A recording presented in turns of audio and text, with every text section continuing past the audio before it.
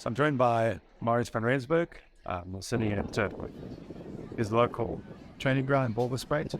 And Marius is a South African ultra runner, the winner of AMUK 200 last year and a 200 mile race this year as well. Marius is taking on a heck of a lot of big runs this year. So I'm really excited to hear what he's got to tell us about, especially this next month, but his entire year. So Marius, you've completed a number of 100 milers, you've completed 200 milers, and you've really got a big year planned. A lot of people think you're insane with the distances that you do and the amount of time that you're spending running. What is it that motivates you? What drives you to do these big distances? Hi Fred, thank you for meeting with me and giving me the opportunity to chat to you. So I'm actually inspired by other people. There are so many people that do amazing stuff out there. Now recently the Kari Jordan, she's the first female to do the double DGT, 440 kilometers of Drakensberg Grand Traverse. The Remy Klus stakes that did Everest and Lhotse last year in May. She's the first South African lady to actually summit both of them within 24 hours. And then also Sean Cheside, she's a blind lady from the USA, and Remy is currently taking her, as we speak, she's taking her up Everest. So as far as I know, she'll actually be the first blind lady to do this. So I was thinking, like, I'm fully capable of moving, of running, of doing crazy stuff. Why not also attempt? Be out there, attempt 100 milers, 200 milers. I'm fit, I'm healthy, and I just want to push myself and see, where my body can take it, and do cool stuff. Yeah, those are pretty impressive people to take inspiration from, but what else is in that head of yours, Marius? What else drives you? Fred, as everyone else in the world, 3 years ago we had lockdown and we couldn't play outside anymore, and that actually got to it quite a lot. So during lockdown I decided that I wanted to do my first 100 miler, which was Kalkloof 100 miler in September that year. And before then I did my one race a year, which was it's a Skyrun 100, and but I was a back of the backer. I finished in like between 29, 30 hours, 28 hours. If you don't train, you're not gonna have the results that you actually deserve, or that you can get. And as soon as we were allowed outside of our house again, I started training with this one goal in my mind, to finish a 100 miler, and did it. September that year I ran a sub 24 Kalkloof miler, and I was hooked, and decided that at that very moment, as soon as I finished Kalkloof 100 miler, that I wanted to do AMUK. And as you mentioned earlier, I've done it twice now already. I'm busy with my third one, and it was just I joined you guys. I joined you actually as my coach December that year, I think, and we've had some great results together, and I've met great people, and I was able to do cool stuff in the meantime. Okay, Marius, so with these big events, races like the Tankwa 200, like Ada 100 miler, which you've successfully completed now this year, how do you go about preparing for those things mentally? I believe a lot of these races is it's 90% mental. We do our training, we've got our training plan, but we never get to the mental part of it. And once you start suffering out there on the race, it's your mental capacity, I believe, to get you through suffering, to keep on moving forward, to not quit the race. That's actually a very important thing. So what I do is I try to put myself in race conditions. It's obviously very difficult because I stay here in Pretoria. I've got a day job. It's difficult to go and recreate a Ultra Trail Drakensberg, Lesotho type of environment. We've got 1,500 meters elevation this side, and well, above sea level in Lesotho we go up to 3,500. So there are training camps that we go on. For like if I had to run Addo, I would, or let's say for Tankwa, I would go and run the flattest, longest, most difficult section that I could think of. There's one section that comes to mind, the Addo Straight, that I invented. It's a 300-meter loop that I ran, I think, 70 times over and over and over without telling you. And then when you saw my Strava or final surge result, you're like, what was this? And I said to you, well, I'm busy mentally prepping myself for Tankwa because it's a flat, long road. It's going to be tedious. And with this 300-meter loop, I knew what was coming for the next 70 leaps. So, yeah, simple things like that. And yeah, it hasn't failed me yet. But then also something that's very important to me that I find benefits me a lot is the hour before a race, where I get to chat to my fellow contestants. I get to see my friends again, everyone that I've met over the last few years of ultra running. Different people pitch up for different races. So far, I've been there for every single race, so I get to meet a lot of different people, and just to see them again, and it's almost as if I gain energy for the race by chatting to them. And just a quick hi, how you doing? How's your prep? And the vibe of the race just boosts my mental energy. I can feel my body gaining energy, and well, when the gun goes off, then it's just up to yourself and your mental capabilities to finish it. Yeah, Marius, I actually remember during MACPAC 200 when you were feeling particularly nauseous and you got into one of the aid stations. You complained of nausea, and I think it was Sean said to you, everyone's feeling like that, and suddenly you were like all on top of everything, and your nausea problem was like history. You just psyched yourself up on the fact that, well, it wasn't only you, everybody was feeling like that. It was quite early in MACPAC 200 mile already, and it was my first 200 miler, and obviously I wanted to do really well. I wanted to finish that race, and 40 kilometers in, I was nauseous already, and I was just thinking to myself, like how am I going to get through these 200 miles? And I think it's normal, you start feeling sorry for yourself, and it's just you versus your own mind out there. And yeah, your mind starts playing games with you, and I was actually wondering, how am I going to get through this? The cut of time, there's 90 hours, there was rain predicted for 2 out of the 3 days of running. And I walked into the aid station, and Sean was sitting there, and he exactly what you said. He's like, you know what, everyone's feeling like this. Just get over it and finish this race.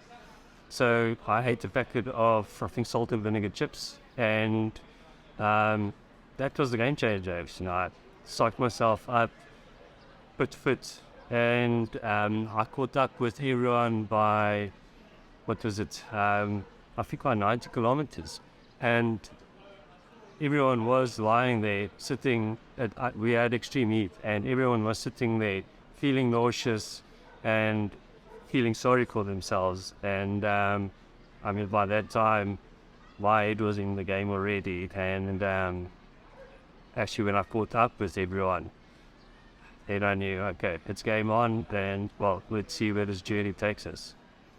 Marius, tell us about your plans for this whole year, your running plans for the year. So, Fred, I've obviously done Tankwa 200 miler. I could actually take a step back and say I wanted to run all the 100 milers and 200 milers last year, but that didn't happen because Cederberg 100 miler only happens every second year, and so this year that is my mission, which is running. I ran Tankwa 200 miler. I ran at 100 miler. And last year I also missed Recce Raid. It is only 1 week before AMUK 200 mile. So I missed those 2 races. So this year I'm doing Drakensberg, which is next week actually. Then 5 days later I will be taking on Recce Raid, and this is a plan, and it's something we will be attempting. If I fail, I fail. Challenges out there. Then 11 days after Recce Raid 100 mile, we've got AMUK 200 mile, and another race that got added to the calendar this year is George Mutt. So that was always in middle June. So I ran George Mutt 100 kilometer race last year, but they've added a very exciting 100 miler race as well. But the calendar dates got moved 3 weeks earlier. So it is now 5 days after AMUK 100 miler, AMUK 200 miler. I will hopefully be towing Mutt 100 miler starting line. And yeah, so I've actually challenged myself.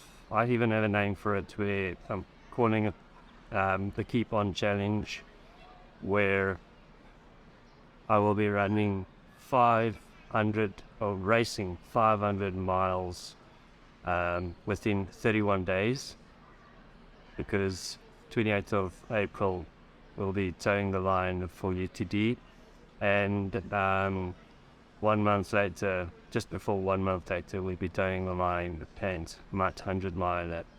So I'll see if I get through that. I think the fact that I've done AMUK twice have given me experience. Obviously I haven't run this much with such a short turnover, but I do know it's possible. My heroes, the Joe Stream and McConaughey, the Michael McKnight, those guys run way further. Michael McKnight won the Triple Crown of 200 milers in America a couple of years ago. So I do know it's possible, and I'm going to attempt something like this, and hopefully I can show South Africans that it's possible, and that you don't just have to run 100 miler race or one race a year. That you can do more races in a year. I want to prove that it's possible, and hopefully 100 milers and 200 milers and trail running as a whole grows in South Africa because of this. Yeah, so that gives us 6 races up until the end of May.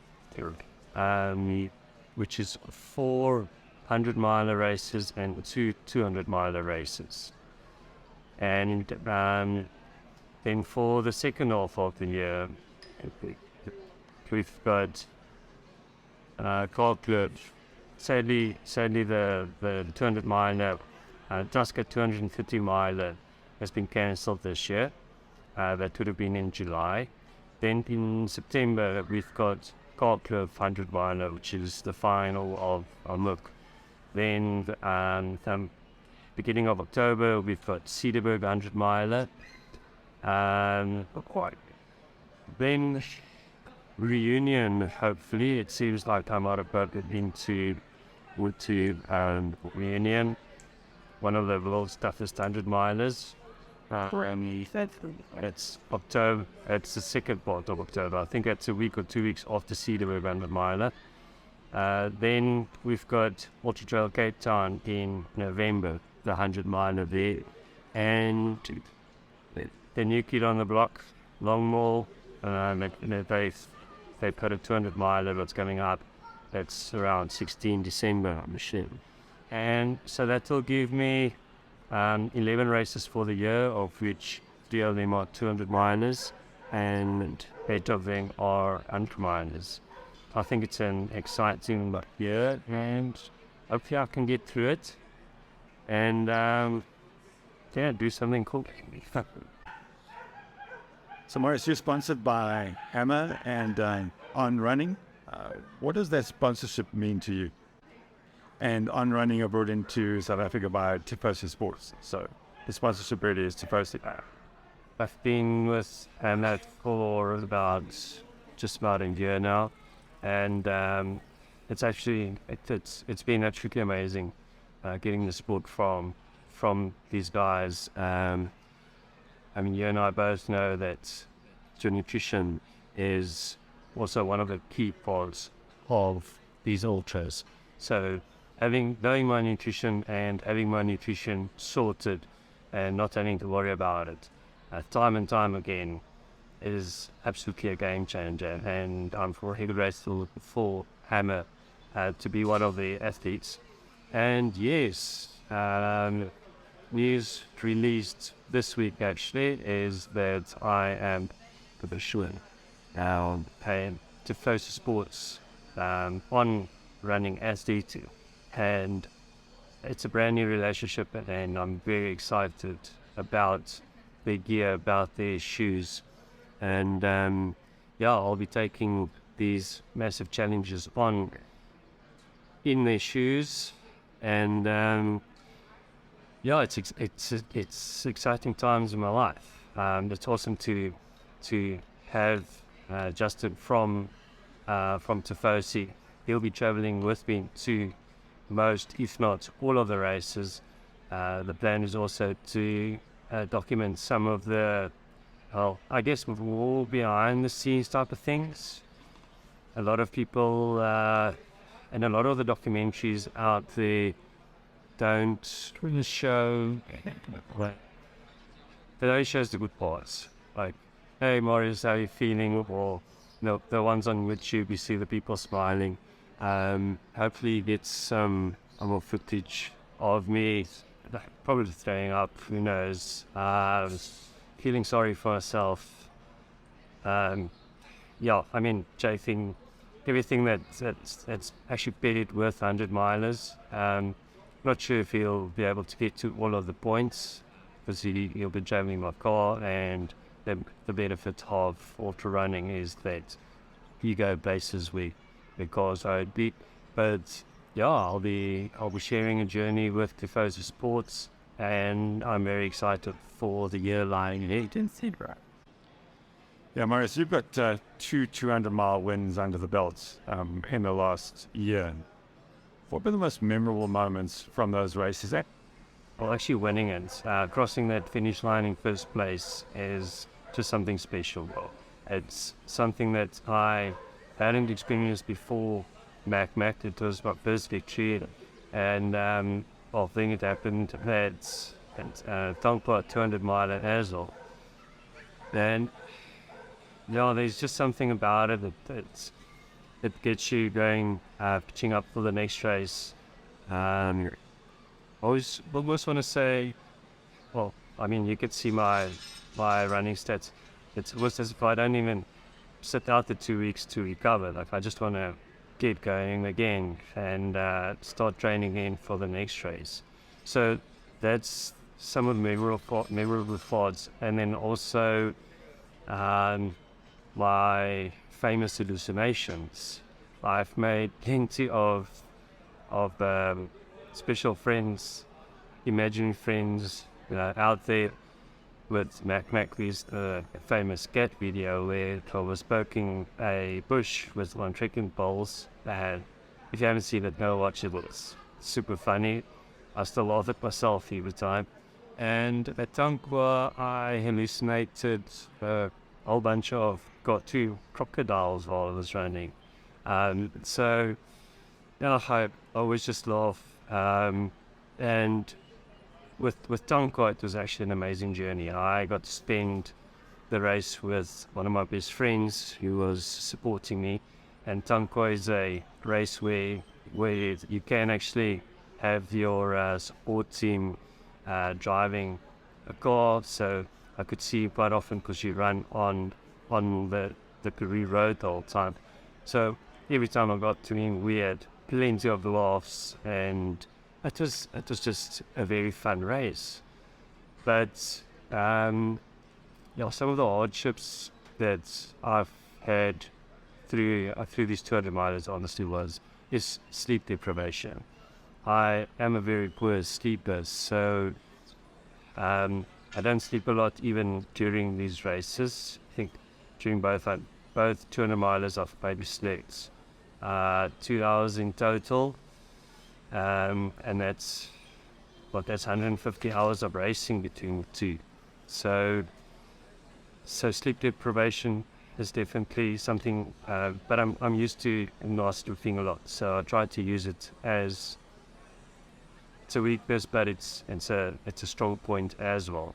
And as you said earlier, or as Sean said to me at Mac, everyone else is feeling crap as well at that stage. So just push through the difficult times, and maybe you can even use these difficult times as a strong point.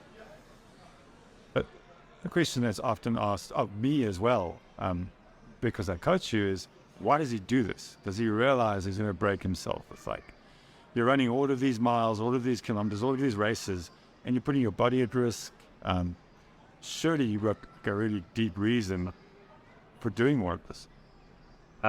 Most people won't believe me, but I mostly do it because I enjoy it. I'm having fun out there, and every so often that I'm not having fun out there, I remind myself to, enjoy the view, enjoy being out there, think back to the time where we were limited to the confines of our houses for 3 months, for half a year. And I mean, those times weren't fun. It's fun to be outside, to spend time with friends, to get into the aid stations and to see all these volunteers just spending their free time to cheer you on, to help you. And I also believe that your goals need to scare you. So when I decided to do my first 100 miler, just the thought of 100 miler skip and learning daylights over. And as it should. I mean, it's something very tough. And as soon as you get to that starting line, you need to commit yourself to get to that finish line. And I hope I can keep on doing that for as long as possible without DNFs. Obviously, I'm making it very difficult for myself with these new challenges. But this new challenge of running all these 4 races in a 31 day period actually scares the hell out of me, but that's definitely a good thing. I've done AMUK twice, and that's still a massive challenge. I'm busy with AMUK as well, but I think I don't even know what the most amount of distance is that I've done a month. Maybe 500, 600 a month. This will be 800, maybe still with some training runs in between. Maybe I can get to 1,000 trail kilometers in a month. And that just sounds like fun, sounds like a cool challenge. And let's go do that. we're just saying off camera, one of the things is other people take photographs, play music. You run because you love to run. That's enough for a why. Do you need a deeper reason than that? If it gives you joy, keep doing it. Marius, just thanks so much for spending the time and giving us a bit of insight into how you think and what you've got planned for the year. Thanks, Fred. Thanks for the opportunity. I'll keep on tracking me with this journey, with this a massive amount of kilometers that I'm doing in the next, at least in the next 35 days. And then after that, if I get through that, still in one piece and so on, there's always the second half of the year with even bigger challenges. And it's just going to be amazing. If I succeed, that's amazing. If I don't succeed, well, then there's a challenge set for other people to go and conquer. And hopefully I see you all on the trails very soon. And come say hi when you run past me, because I'll be going really slow. That's that question. Okay, so if people want to follow you, where can they follow you on social media? Yeah, I'm on social media, Instagram, I'm Marius. On Facebook, Marius van Rensburg. I do post an update every so now and then. And I'll try to give some updates on these runs and progress challenges. And one thing that we have been doing was to keep my support teams control of my Instagram. So there's some interesting content that comes through every now and then while I'm running or while I'm racing, and I've got a bit of time on hands.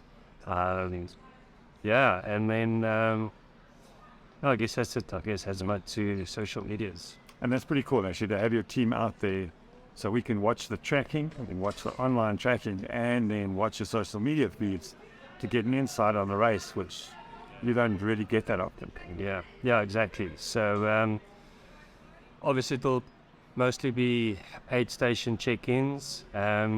What I have done during the race, like Ada, when I'm on top of a mountain and there's a signal, I'd quickly post a photo or so.